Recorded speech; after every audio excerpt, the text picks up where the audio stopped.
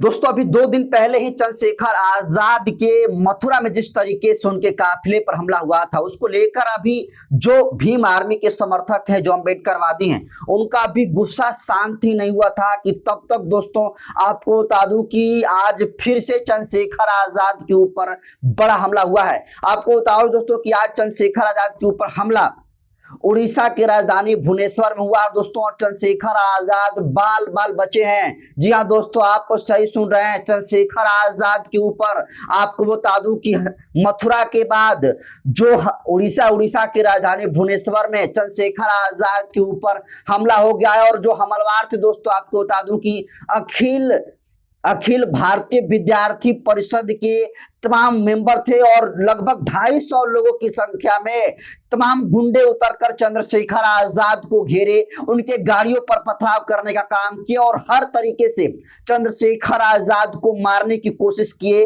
लेकिन देखिए चंद्रशेखर आजाद एक बार फिर से बाल बाल बचे हैं दोस्तों। और देखिए जिस तरीके से 2 दिन पहले मथुरा में चंद्रशेखर आजाद को ऊपर हमला हुआ और उस हमला को जिस तरीके से पुलिस प्रशासन ने बिल्कुल लापरवाही के तौर पर लिया और जिस तरीके से कार्रवाई करनी चाहिए और दोषियों पर उस तरीके से कार्रवाई न करने का आज नतीजा है कि देखिए चंद्रशेखर आजाद आज उड़ीसा की राजधानी भुवनेश्वर में पहुंचे हुए थे। उनकी एक बड़ी सभा थी और उस सभा में पहुंचने से पहले ही चंद्रशेखर आजाद के काफिले पर, चंद्रशेखर आजाद के गाड़ी पर दोस्तों बड़ा हमला हो गया है। और ये हमला दोस्तों एकदम स्पष्ट हो गया है कि चंद्रशेखर आजाद को बिल्कुल ये सरकार मारना चाहती है। और ये मैं बात दावे के साथ इसलिए कह सकता हूं क्योंकि आप देख लीजिए जहां जहां बीजेपी शासित प्रदेश है वहां वहां पर चंद्रशेखर आजाद के ऊपर हमले हो रहे हैं। आपने देखा कि मथुरा में जहां पर बीजेपी की सरकार है, योगी आदित्यनाथ मुख्यमंत्री हैं, वहां पर चंद्रशेखर आजाद के ऊपर एक नहीं कई बार हमले हो चुके। वहीं दोस्तों आपको बता दूं कि उड़ीसा जहां पर बीजेपी की सरकार है, जो मोहन चरण मांझी है वो वहां के मुख्यमंत्री हैं, और उस बीजेपी के शासनकाल में उड़ीसा की राजधानी भुवनेश्वर में चंद्रशेखर आजाद के ऊपर हमला हुआ है। और एक बार फिर से दोस्तों चंद्रशेखर आजाद ने पुलिस के ऊपर जो है प्रश्न चिन्ह सवाल खड़ा करने का काम किया है। लेकिन सबसे बड़ी बात यह है कि देखिए आज जिस तरीके से चंद्रशेखर आजाद के ऊपर हमला हुआ और बहुत दोस्तों एकदम बाल बाल बचे हैं। और इसकी जानकारी आपको बता दूं कि खुद चंद्रशेखर आजाद ने अपनी ट्विटर हैंडल के माध्यम से दिया है। देखिए पूरी बात आपको खबर विस्तार से बताऊंगा। सबसे पहले आप चंद्रशेखर आजाद को आपको बता दूं कि ट्वीट किया और चंद्रशेखर आजाद तमाम फोटो और वीडियो और एविडेंस के साथ शेयर किया है। और देखिए चंद्रशेखर आजाद लिखते हैं कि आज उड़ीसा की राजधानी भुवनेश्वर में मेरे जनसभा कार्यक्रम के दौरान अखिल भारतीय विद्यार्थी परिषद यानी एबीवीपी के गुंडों ने संगठित तरीके से जानलेवा हमला किया। लगभग 250 के झुंड में आई इन असामाजिक तत्वों ने कार्यक्रम स्थल पर पथराव किया, हिंसा फैलाई, हमारे कार्यकर्ताओं पर हमला किया और दर्जनों वाहनों को क्षतिग्रस्त कर दिया। सोचिए दोस्तों, यह हमला सिर्फ मुझ पर नहीं बल्कि लोकतंत्र, संविधान और सामाजिक न्याय की आवाज को कुचलने का एक बड़ा षड्यंत्र है। यह घटना साफ दर्शाती है कि संघ परिवार के संगठनों को सत्ता का खुलकर संरक्षण प्राप्त है। यह वही ताकतें हैं जो बहुजन आंदोलन, दलित पिछड़े समाज और संवैधानिक अधिकारों के लिए उठने वाली हर आवाज को हिंसा और गुंडागर्दी से दबाने की कोशिश करती है। लेकिन हम साफ कर देना चाहते हैं कि हम डरने वाले नहीं हैं, हम झुकने वाले नहीं हैं। सोचिए दोस्तों, चंद्रशेखर आजाद ने स्पष्ट कर दिया है कि 250 नहीं 250 से भी अधिक लोगों की संख्या थी और ये तमाम गुंडे थे, ये एबीपी के गुंडे थे। और किस तरीके से जो अखिल विद्यार्थी परिषद जो संघ है, ये किसके साये में पलता है दोस्तों, इस देश के तमाम बहुजनों को पता है। लेकिन सोचिए, ये संघ के गुंडे लगभग 250 की संख्या में आते हैं और चंद्रशेखर आजाद के कार्यक्रम स्थल पर हमला कर देते हैं, जिसमें चंद्रशेखर आजाद बाल बाल बचते हैं। और जिसमें बता दूं दोस्तों कि दर्जनों ऐसी गाड़ियां हैं चंद्रशेखर आजाद के जो काफिले में थी, उन गाड़ियों को तोड़फोड़ किया गया है दोस्तों। कई बसें थी जिनके शीशे चकनाचूर कर दिए गए, कई ऐसी 4 व्हीलर गाड़ियां हैं जिन्हें शीशा को मारकर तोड़फोड़ कर दिया गया। और सोचिए, चंद्रशेखर आजाद ने बहुत दोस्तों बड़ा सवाल उठाया है। इन्होंने कहा है कि यह घटना साफ दर्शाती है कि संघ परिवार की संगठनों का सत्ता का खुलकर संरक्षण प्राप्त है। जरा सोचिए, दिन के उजाले में ये जातिवादी, ये मनुवादी और सामंती सोच के लोग रखने वाले ये जो गुंडे हैं, इन्हें आखिर कौन इतना ताकत दे रहा है, कौन इन्हें इतनी ताकत दे रहा है, कौन इन्हें बचा रहा है कि तुम जाओ दिन के उजाले में हमला कर दो और तुम बच जाओगे।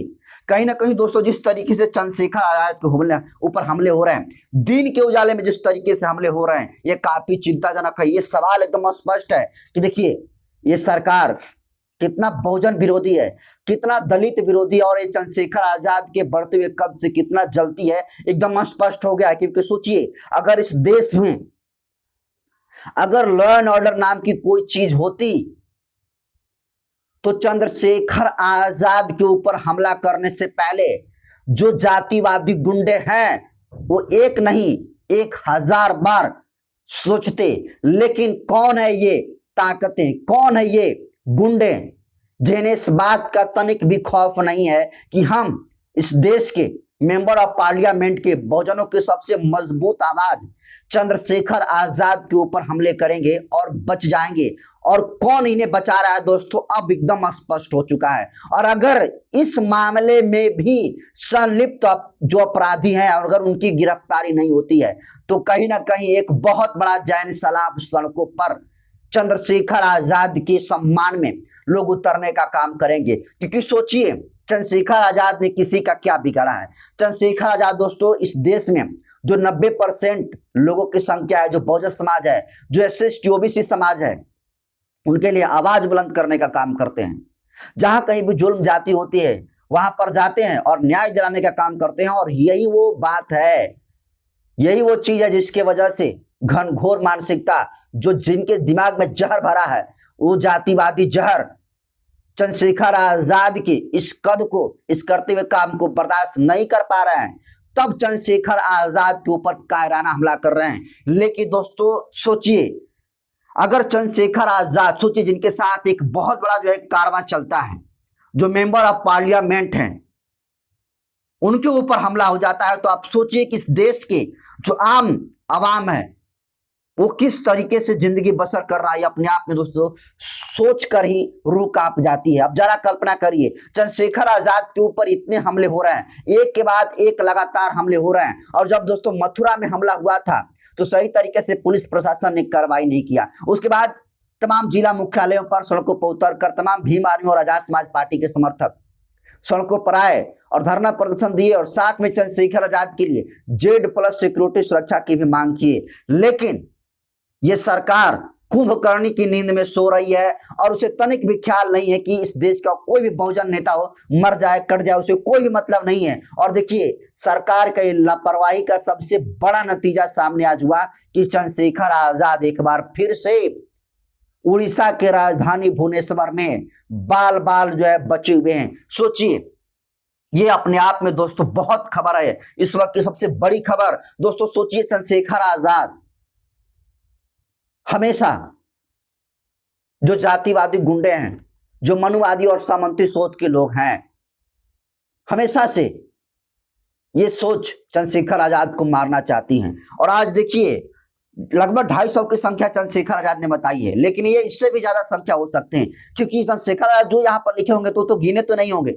उन्होंने अनुमान बनाया होगा। लेकिन सोचिए ये कितनी बड़ी रणनीति के तहत चंद्रशेखर आजाद के ऊपर हमला हुआ। क्योंकि एक साथ अगर 250 लोग ही सही अगर जुटते हैं तो कहीं ना कहीं एक बहुत बड़ी ये रणनीति के तहत हो रहा होगा। क्योंकि अगर कोई व्यक्ति कहे कि नहीं एक साथ लोगों को 250 लोगों को इकट्ठा होना है तो जाहिर सी बात है कि कम समय में 250 लोग इकट्ठा नहीं हो सकते हैं। इसका मतलब कि जो 250 लोग एकत्रित होकर चंद्रशेखर आजाद के ऊपर हमला करने का काम किए हैं, ये बिल्कुल सोची समझी दोस्तों प्लानिंग थी, ये प्री प्लानिंग थी कि चंद्रशेखर आजाद का काफिला कहाँ आएगा, कब आने वाले हैं चंद्रशेखर आजाद, कहाँ वो भाषण देंगे, कहाँ उनकी गाड़ी रुकेगी, कब जो है उनका जो संगठन है, संगठन से थोड़ी दूरी बढ़ेगी, कब जो है लोगों के बीच में वो कम दिखेंगे, उसी वक्त जो है चंद्रशेखर आजाद को कमजोर समझकर उन पर हमला कर दिया जाएगा। और दोस्तों बिल्कुल ये प्री प्लानिंग के तहत हुआ। और देखिए जिस तरीके से आज उड़ीसा के राजधानी भुवनेश्वर में चंद्रशेखर आजाद के ऊपर हमले हुए हैं,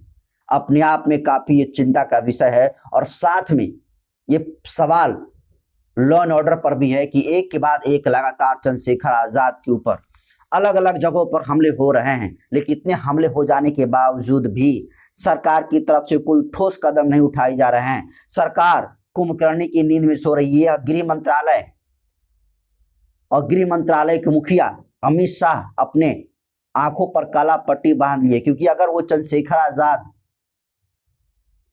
से अगर थोड़ा भी